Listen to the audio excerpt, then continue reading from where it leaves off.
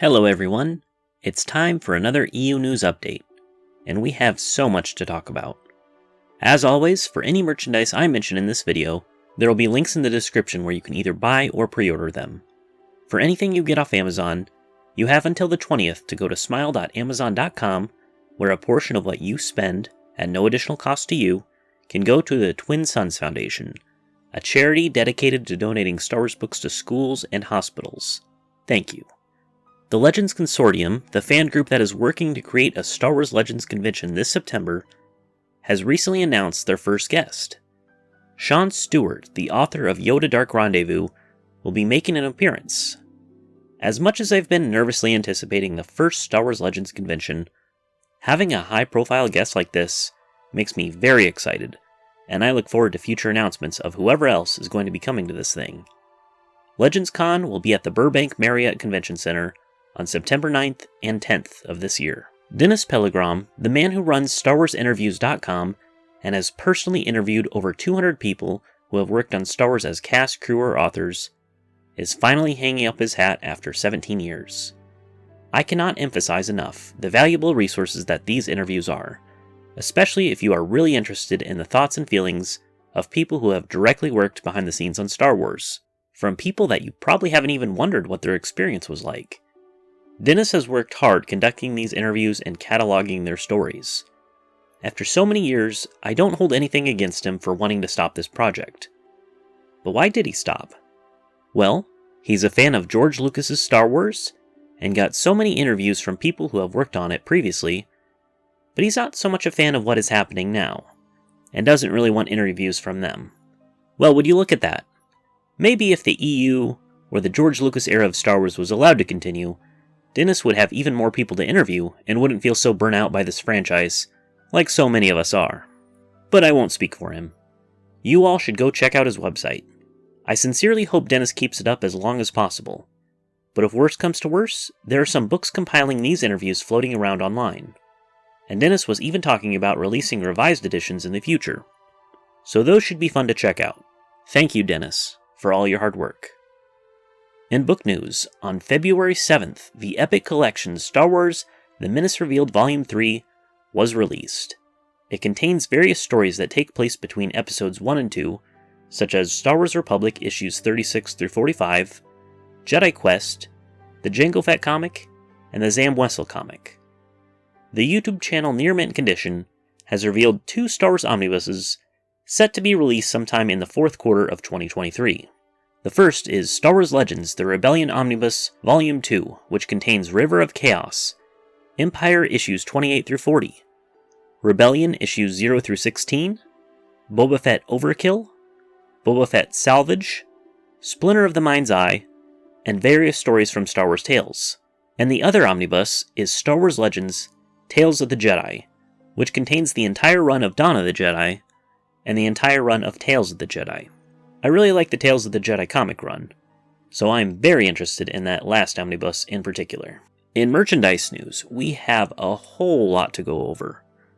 On February 1st, there was a Hasbro Pulse livestream where they revealed a ton of new figures and toys, especially ones to celebrate the 40th anniversary of Return of the Jedi. The electronic Scout Trooper helmet provides a premium roleplay model inspired by Star Wars Return of the Jedi. Its features include realistic deco and an electronic voice distortion effect. The helmet will be available this summer at Hasbro Pulse and most major retailers for $131.99. Inspired by the poster for the original working title of Episode 6, Revenge of the Jedi, the 6-inch Darth Vader action figure features multiple points of articulation and a reddish-black color scheme as shown in the poster. I know it's just a recolor, but it's such a cool idea for a figure. It will be available exclusively at Star Wars Celebration for $33.99. The Black Series Ki-Adi-Mundi figure is inspired by Star Wars Attack of the Clones. This figure is fully articulated and has premium details, such as Ki's enlarged conical cranium and blue lightsaber. Ki-Adi-Mundi will be available in spring of next year at fan channel retailers. The Rebel Commando from Endor is inspired by their appearance in Star Wars Return of the Jedi. It comes with 4 accessories, including an alternate faceplate. The Republic Commando will be available this summer at Hasbro Pulse and most major retailers for $33.99. The products from the Vintage Collection include new action figures such as Darth Vader, Han Solo, Weequay, Admiral Piet, and Starkiller, as well as the Phase 2 Clone Trooper multi-pack. These action figures are all 3.75-inch scale and come with various accessories, including blasters and lightsabers. They will be available this summer at Hasbro Pulse and most major retailers for $16.99 each. LEGO has announced 3 new buildable Star Wars helmets, featuring Captain Rex, Commander Cody, and Princess Leia in her Boushh disguise. They are available for pre-order now, with a March 1st release date, and Hasbro has also revealed that Darth Malgus is going to be added to the Black Series line sometime soon. In video game news, the Old Republic game update 7.2.1 is coming to the public test server. 7.2.1 will mark the release of the 64-bit client, and although there has been testing on the PTS since December of last year, they encourage players to continue logging in and letting them know of any issues that you might experience. There is a fan remake of Jedi Knight Dark Forces 2 that runs in Unreal Engine 4. It's made by the YouTuber Rupertle, and it looks gorgeous. It even includes a sandbox mode. You can download this and play the first 2 levels, remade entirely from scratch right now. The EU truly lives on in fan projects like these. And that's about it for EU news, but there is another topic that everybody has been talking about lately. Disney. Disney is hurting bad lately. Disney Plus has lost millions of subscribers, and if you're developing original content, that cannot be cheap. In fact, Disney has lost over $120 billion in 2022. The stock declined by 50%, and it has been the worst financial year for Disney since 1974. The big animated films that came out like Lightyear and Strange World were box office bombs and got their ass kicked by Minions: Rise of Gru and Puss in Boots. Their theme parks are on the decline, while their major competitor Universal Studios is just getting better and better. Disney CEO Bob Chapek was fired and replaced by the former CEO, which probably isn't a great sign. Disney World is losing their tax district privileges that I didn't even know they had. Now they gotta pay their taxes like the rest of us, which will cost them millions of dollars that they really didn't have to worry about until now. Disney is laying off thousands upon thousands of employees. They closed one of their biggest rides, Splash Mountain, and are reimagining the whole thing.